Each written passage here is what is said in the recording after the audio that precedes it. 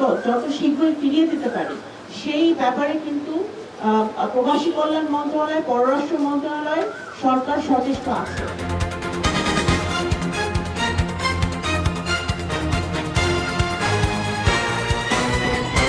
বর্তমানে বাংলাদেশ সরকার মাননীয় প্রধানমন্ত্রীর একটি উনি সচেষ্ট আছেন এবং আমাদের সরকারের ম্যানিফেস্টোতেই আছে যে আমরা আরো বেশি কর্মসংস্থান তৈরি করব। সুতরাং যারা কর্ম হারিয়ে আসছেন বাংলাদেশে ফেরত, তাদের পুনর্বাসন যাতে বাংলাদেশের কোনো কর্মসংস্থান হতে পারে সেটা একটা ব্যাপার আমরা দেখছি, এবং তারা যাতে ফেরত যেতে পারে সেটাও কিন্তু আমরা সচেষ্ট আছি। কারণ আমরা ইতিমধ্যে পররাষ্ট্র মন্ত্রণালয়, প্রবাসী কল্যাণ মন্ত্রণালয় কিন্তু আমরা কাজ করে যাচ্ছি যে আমাদের আরো বিদেশে নতুন নতুন কর্মসংস্থান কিভাবে তৈরি করা যায়। তো সুতরাং এই যখন আমরা কর্মসংস্থান তৈরি করাতে সচেষ্ট আছি, সেখানে আমাদের প্রথম প্রায়োরিটি থাকবে যারা কাজ হারিয়ে দেশে ফিরেছে তাদেরকে আমরা অবশ্যই পাঠাবো, এবং তারা যাতে এখানে যারা যেতে না চায় তারা যাতে বাংলাদেশে একটা কর্মসংস্থান পেতে পারে সেটাও আমরা সচেষ্ট থাকবো। এটা তো বলাই বাহুল্য। ধন্যবাদ।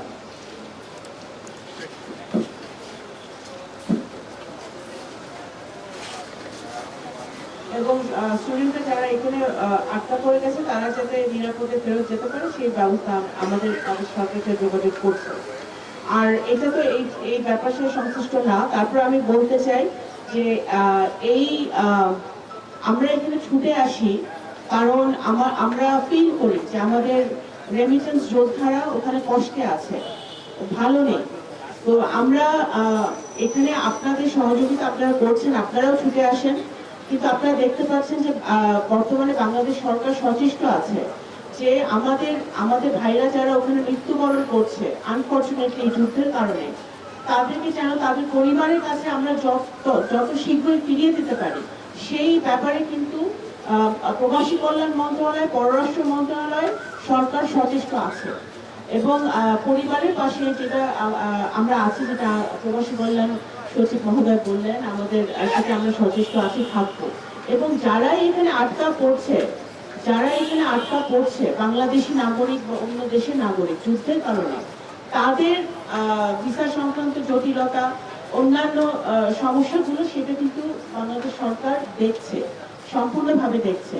এবং তারা যাতে এখানে অবস্থান করছে, যারা আটকা পড়ে গেছে বাংলাদেশি নাগরিকরা যারা ওখানে কর্মরত আছে, তারা যেন আবার ফেরত যেতে পারে, তাদের ভিসা এক্সটেনশন হতে পারে, সেটাও কিন্তু আমরা সম্পূর্ণরূপে আমরা এটা হয় সেটা আমরা দেখছি। সুতরাং আমরা সচেষ্ট আছি এবং আমরা শুধু এটাই আজকে দোয়া করতে পারি যে এই ধরনের পরিবার যেন তাদের পরিবার সদস্যদের যারা যুদ্ধে না হারায়, আমাদের রেমিটেন্স যোদ্ধারা যেন ভালো থাকে। ধন্যবাদ।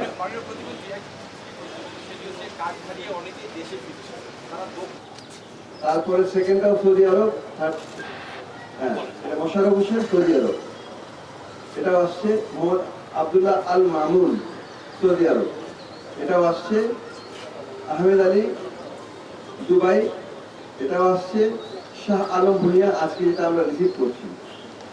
এস এম তারেক, এটা বাহরাইনে দাখিল করা হয়েছে, এটা দাখিল করা সম্ভব হয়নি, এটা আনা সম্ভব হয়নি। আর মোহাম্মদ শ্রাবণ, এটা উনি ইরাকে আছেন, ওনার ডেড বডিটা এখন ইরাকে আছে, ইরাক থেকে আমরা ফ্লাইট পাচ্ছি না, ফ্লাইটটা পেলে তাকে আমরা আনার ব্যবস্থা করবো। এখন বর্তমানে এই মোহাম্মদ শ্রাবণের ডেড বডিটা ইরাকে প্রক্রিয়াধীন আছে, এটা এখন আমরা পাইনি। আর আমাদের মন্ত্রণালয়ের যে প্রভিশন আছে, যেহেতু এটা ডকুমেন্টেড না, ডকুমেন্টেড কর্মী ছিলেন তিনি, সেই ক্ষেত্রে তিনি 3 লক্ষ টাকা পাবেন। ইন্স্যুরেন্স না থাকার কারণে 10 লক্ষ টাকাও পাবেন না, কিন্তু 3 লক্ষ টাকা পাবেন। সেটা একটা প্রসেস আছে, আমরা ইউএল এর মাধ্যমে সার্টিফিকেশন নিয়ে এই টাকাটা দেব।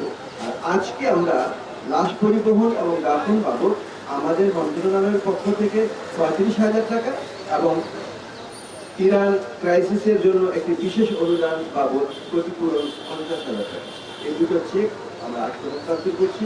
আমরা সবসময় তাদের পাশে আছি, ভবিষ্যতেও সাহায্য করবেন, আমরাও তাই। যে কোনো ধরনের সমস্যা যদি হয়, তারা যদি আমাদের কাছে সাহায্য চান, আমরা সবসময় তাদের সহযোগিতা করার জন্য প্রস্তুত রয়েছি। ধন্যবাদ।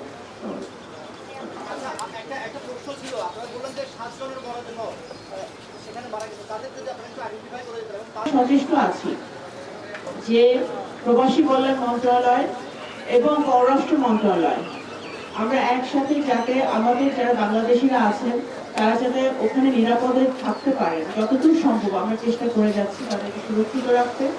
আমাদের মিশনগুলো এই গালফ কান্ট্রিগুলোতে তারা সচেষ্ট আছে, তারা দিনরাত কাজ করছে এই বাংলাদেশি ভাইদেরকে বোনদেরকে তারা যেন নিরাপদে থাকতে পারে, এবং যারা ফেরত আসতে চাচ্ছে তাদেরকে ফেরত আনার ব্যবস্থা আমরা করছি সরকারি খরচে।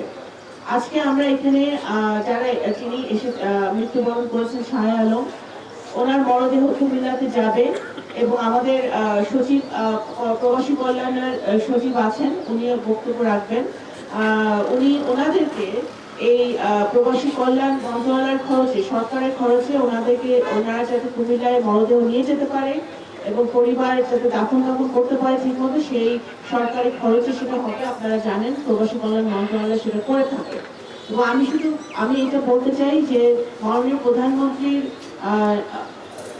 দিক নির্দেশনা ওনার নেতৃত্বে পররাষ্ট্র মন্ত্রণালয় প্রবাসী কল্যাণ মন্ত্রণালয় সবসময় সচেষ্ট আছে, আমরা কাজ করছি যেন আমাদের ভাইরা আর যেন মৃত্যুবরণ না করে। আমাদের বাংলাদেশ চায় যে এই যুদ্ধ অবিলম্বে বন্ধ হোক এবং ডিপ্লোমেসির মাধ্যমে এই বিশ্বে যে সমস্যা তৈরি হয়েছে সেই সমস্যার সমাধান হোক।